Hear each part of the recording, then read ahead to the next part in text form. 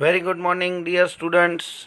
Hello, I am Vaibhav Shah, and this is our subject economics, and we are running on a chapter number 2, that is fundamental concepts and terminologies of economics. And today, this will be our lecture number 9.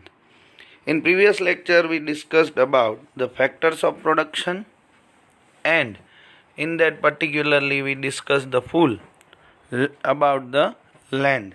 Now today in this lecture we are going to discuss about the other factors of production, that is labor, capital and entrepreneurship. First of all, how are you all? I hope all of you are fine and safe at your home.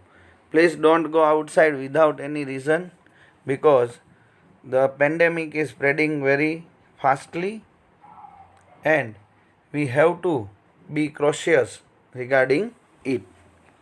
Now let us start with the second factor of production, that is labor. Physical or intellectual work by humans in order to earn returns, which is done under the supervision by some authority, is called labor. Basically, we are using this word everywhere, whether we are seeing any of the worker who is working on a field.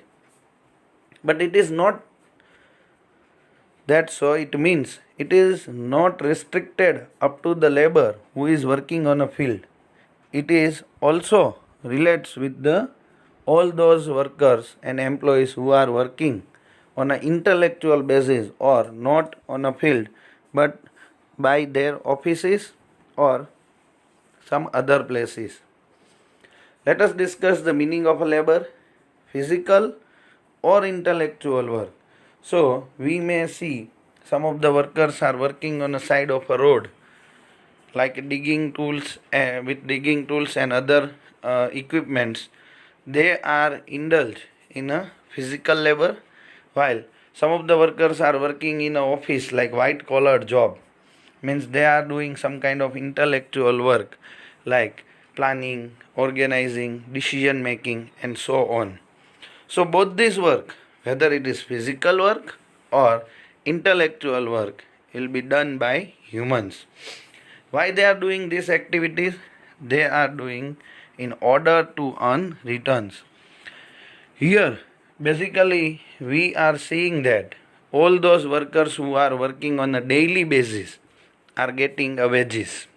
Wages should be paid to the workers of a daily basis, or we can say it is for the unskilled or semi-skilled workers, while all those who are employees under the contract with the organization are getting salaries for their services. So physical or intellectual work by humans in order to earn returns, which is done under the supervision. Here we are not talking about the business and profession. Here we are talking about the job and employment, where they are working under someone's supervision by some authority, is called labor. So it is clear cut meaning given here that physical or intellectual work done by humans in order to earn returns, which is done under the supervision. It means there will be some of the person who is constantly supervising the activities by some authorities, called labor. Now let us move forward. The characteristics of labor are: first, labor cannot be separated from the laborer. I think we have discussed this point earlier in this topic also. Here we cannot save the labor. It means, first of all, labor means the capacity to work or power or energy, while laborer is the person who is having or who possessing this kind of capacity, energy or power of work. So first and foremost important element is labor cannot be separated from the laborer. It means you cannot separate the power, energy and skill of a person from a person itself. You can hire that person to get the benefit of his labor, but you cannot separate. It is not like a thing that we put or we separate from the person with any kind. Here it is the natural thing that each and every person is capable of working, but we cannot separate the capability of a person. It is like a life of a person. The life cannot be separated, and if the life is separated, then person cannot work anymore because he died. Same way, the labor cannot be separated laborer from laborer. Here, if you want to get a benefit of a skill, ingenuity, or the capability of a person, then you have to hire particular laborer so that you will be able to get the benefit of the labor that the person is possessing. I hope this point is clear in your mind. That is, we cannot separate the labor from laborer. Next, point number second, labor cannot be stored in a way. Labor, that is the effort done by a laborer, is perishable. As we all know that the life of a person is going on. Today, or we can say at the age of 15 years or 20 years, we are having the highest possibility of capacity, energy. At the age of 30, it is the highest level where we are able to do each and every activity with our efforts because we are energetically fit. But as soon as the years passing and we become older, then it may possible that we are not able to do some kind of work, or whether it is the laborer work or any kind of other work.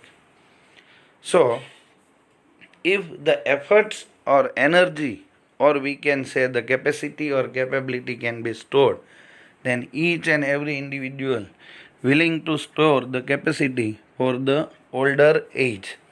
But it is not so. We have to use our labor every day because the labor of a laborer is perishable. It means it cannot be stored. And if you are not using in any of the particular day, then it will be lost, or we can say it will not be available for future use. So, labor cannot be stored. It means the energy, the capacity, capability, or effort of a person cannot be stored for a future. It is available every day in the morning when we are waking up, and in the night when this capacity of the work is totally gone, or we can say out of stock, then we are feeling a tiredness, and that's why we are taking a rest. So the labor cannot be stored, and in a way labor, that is the capacity or energy of the person, that is the effort done by a laborer, is perishable. Perishable means it can be used once only and it cannot be stored. Third point, the mobility of labor is influenced by social and economic reasons. This one is important point, as we are aware that India is a highly populated country. We are having the second largest population in the world. It means we are having the plenty availability of labor, but the situation is not same in all the states. Like developed states like Maharashtra, Gujarat, Tamil Nadu, they are having Delhi, they are having the highest number of labor population, because the people from other states are also willing to work in a state like Gujarat and Maharashtra, and we are experiencing a very large population from different states are moving or migrating from their states to Gujarat and Maharashtra because of the social and economic reasons. So the mobility means the movement of labor is influenced by social. Why social?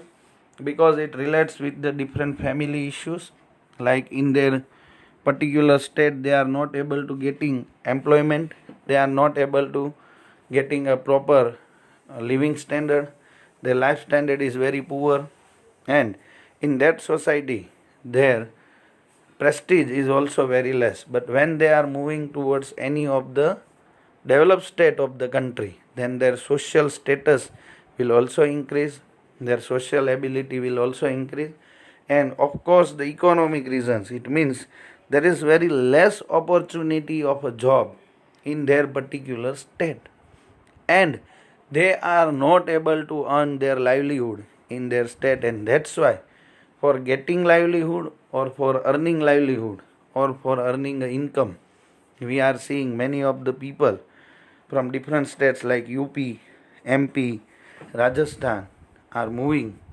here in Gujarat and other states so that they can get a labor employment, and this is the reason, social and economic reason.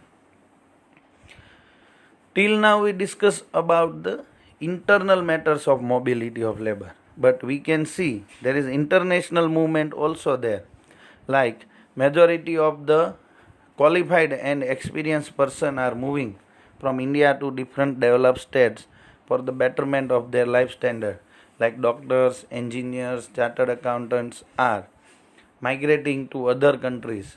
Like these countries are very well developed, they are also moving for the social and economic reason. So anyhow, whether it is an internal or an international movement, that can be influenced by social and economic reasons itself. I hope all of you are understanding these points. Now let us move forward to the point number 4. The efficiency of every laborer is different, which means the capacity of every laborer to perform labor is different. Here we are talking about the natural cause, or we can say the natural capacity or energy of a person. The efficiency, that is the ability to work, of every laborer is different. Likewise, in our schools also we are seeing that some of the students are very well efficient and they are capable to complete the work within a stipulated time period. Some of them are very efficient that they complete it before the complete finishing of a time, and some of the students are not that much efficient and they take more time to complete the work, and sometimes it may happen that they are not able to finish their work even. So it is the natural thing, or we can say the efficiency of every laborer is different. In standard 12 we will discuss about this point in a very detail when we are discussing about the principles of management in subject OC. Because as we know, the capacity of every laborer to perform labor is different. Likewise, as we take example of a school, all those who are efficient enough are getting a very good marks and higher percentage. All those who are at the average rate, they are getting average marks, and all those who are not that much efficient are getting a very less mark. Same way, in an organization also, the efficient labor, that the efficiency of every laborer is different, and the efficient laborers are performing their task very easily and they complete it before the time, and they are getting a higher wages because they are performing an activity more precisely and they can produce a more number of units than others.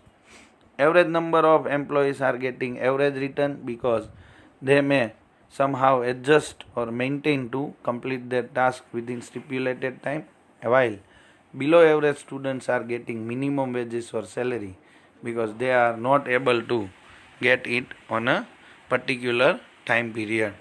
So the efficiency of every laborer is different. It means their capacity to work is different. That is, the capacity is different, and that's why they are getting the return on the basis of this capacity. Fifth one, the supply of labor is dependent upon population. So it is very well connected with the population, that if the population of a particular state or country will increase, then it may result into active labor force where the labor force will also increase. Like in India, our population growing by average 2% every year. So every year we will be having almost 2 crore people who are adding to the existing population. Same way, every year we are getting on an average 1 crore to 1.5 crore population in an active labor force. That means the supply of labor is dependent on population. Some of the countries like Australia, they are facing the negative labor supply because their population is decreasing day by day instead of increasing. But the countries like India, we are not facing such kind of problem because we are having the second highest population in the world, and with that we are able to manage our labor force. So the supply of labor depends upon population. If population is higher, then supply of labor is also higher, and if population is lower, then supply is also lower. The remuneration, that is the return for labor, is called wages. As I said in the starting of this particular lecture, that the remuneration that the labor is getting is called wages, and wages are paid to semi-skilled and unskilled workers who are working on a daily basis instead of a contractual work in a company. So here we discuss about the labor and the characteristics of labor, which are 6 in number. Now let us move forward to the third and next factor of production is capital. In modern times, capital is considered to be a highly important factor of production. All man-made goods which help in productions constitute capital. It is different from land and labor as it is produced factor of production. In other words, it is a man-made factor of production. For example, a tractor is a produced factor of production which further helps in the production of agricultural goods. So, basically from our point of view, the capital means the fund, that is the finance or the money required to start any of the business, or it will be considered as assets in accounting term. But here in economics, capital doesn't mean only the fund. The capital is different from the point of view of economics. In modern times, capital is considered to be a highly important factor of production, because if you are asking to any of the businessmen or entrepreneur that which is the most important and most difficult to get the source of factor of production is, then they will answer that it is capital, because capital is the lifeblood of any of the business. Without capital, none of the business can start, not develop, or even not able to grow or prosper in a market. So, likewise, in our human body, the blood is important. Same way, in organization, the capital is also that much important. All man-made goods. In the starting of this particular topic, we discussed that there are two kinds of factors of production. Out of them, land and labor is a nature-made, while capital is a man-made. So, out of the all man-made goods which help in production constitute capital. Line this particular statement. All man-made goods, whether it is vehicles, machineries, plants, tools, equipments, everything in which we are changing the form of the natural factor into some consumable, then it becomes a man-made good. Man-made good means what? We are getting a basic material from the nature and transferring it from the natural thing to the consumable thing. So, all man-made goods which help in production, which we already discussed, constitute capital. So, it means the machinery which we are using is also constitute a capital. The raw material, the packing material, vehicles, godown, storage, all are constitute capital. it is different from land and labor as it is a produced factor of production. As we already discussed in last topic that the labor or land is not a man-made and it is a natural thing. So natural thing cannot be produced. It is the matter and man cannot create a matter. Man just use that matter with the ingenuity of a person. So here the land and labor is a different form because they are natural, while the capital is different because it is man-made and produced factor of production. It means capital is not available at any of the tree, or it is not in the earth or not in the air. It is man-made factor that we have to produce in a factory itself. In other words, it is a man-made factor of production. So, it is not easily available by nature, but we have to produce it with the use of our skills and capacity of production. For example, now let us take an example of a capital. Tractor is a produced factor of production which further helps in production of agricultural goods. It means a tractor which is not a natural thing because nature never produce tools and equipments from iron. So tractor is a produced factor of production which we are producing in a factory itself, and that tractor or by using that tractor we further helps in the production of agricultural goods because it may useful in harvesting and growing and transferring or transporting the goods from one place to another place. So tractor is not a natural thing and it is a man-made thing, and that's why it will be considered as a capital in economics. Now let us discuss the next paragraph. There is a difference between capital and wealth. It is obvious that because in first instance every person using the word capital is interchangeably with money, and in second instance they use this word in interchange of wealth also. So now we are having three different points. First one is a money, second one is a wealth, and third one is a capital. But all these three things which are used interchangeably in place of one another will be having different meaning in economics itself. So there is a difference between capital and wealth, though several times some goods are factor of production as well as wealth. It is not so always. A good may be a capital good as it helps in production, but it may not possesses all characteristics of wealth, or another good may be wealth but not a factor of production. So there is a basic difference between capital and wealth.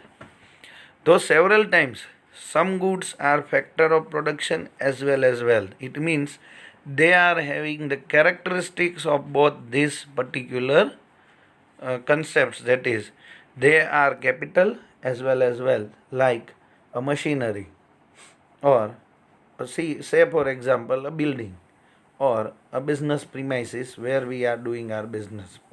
So business premises is a capital because we are using it as a factor of production for producing the goods and selling it. But as it is the property and it is having all the characteristics of wealth, that is it is useful, scarce, capable of exchange and owned by someone. So that building of a factory premises is having characteristics of both capital and labor, and that's why the goods are factor of production as well as wealth. So I have given an example of the factor which is also possesses the characteristics of wealth, but it is not so always. It means each and every factor of production is not necessarily a wealth, and because there are some of the characteristics of a good or of a property or of a capital which are not matching with the characteristics of wealth. A good may be a capital good as it helps in production, but it may not possess all characteristics of wealth. Like some of the goods are having the characteristics of capital, like raw material which we are using in a factory.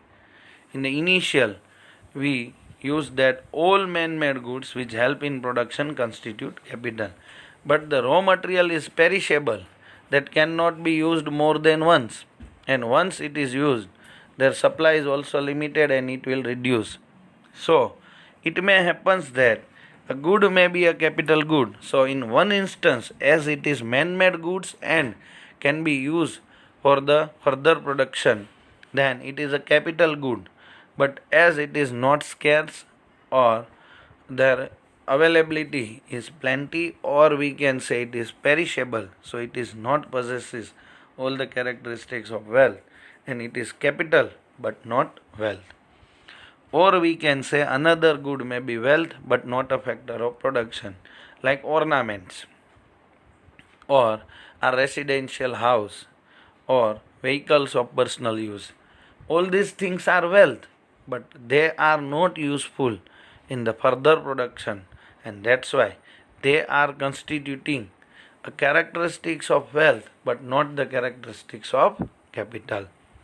So by this way we discuss all about the capital. I hope all these three terms, that is wealth, capital and money, is clear in your mind. So let us now discuss the characteristics of capital, which can be stated as, in that first one is, capital is a man-made factor of production. As we discussed earlier in today's lecture itself, that capital is a man-made, or we can say it is a produced factor of production. It cannot be grown in a farms, or it is not the natural thing that we can means it will become available from the trees. So it is a man-made factor of production, while land and labor is a natural factors of production. Second, it is the most mobile of all factors of production, because the land is totally immobile factor which cannot be transferred or transported from one place to another. Labor are having also their limitation in mobility due to some social and cultural reasons. They are not moving to another states or another countries without knowing or without having a specific reasons. But the capital is the most mobile factor. It means it can be transferred easily from one person to another person, and the title of this capital, that is the ownership, is also not clearly mentioned, because it is easily transferable. Sometimes it may happen that a person is living in India, but his capital is invested in some other countries, and they are getting a return from their countries also without going anywhere else from India itself. So it may happen that by sitting in India, we can use our capital in other state or other countries, which can be useful for getting remuneration. So that's why we can say that the capital is the most mobile of all factors of production. It means there is very easy movement of capital is there. Third one, the increasing demand for capital in present times owing to increasing capital intensive method of production has resulted in increasing scarcity of this factor. Basically, India is having a plenty availability of labor force. So in any of the production technique, we will be having either capital intensive production technique or labor intensive production technique, because only two methods or two production techniques are there. Nowadays, instead of using labor intensive production technique, majority of the factories are using capital intensive technique.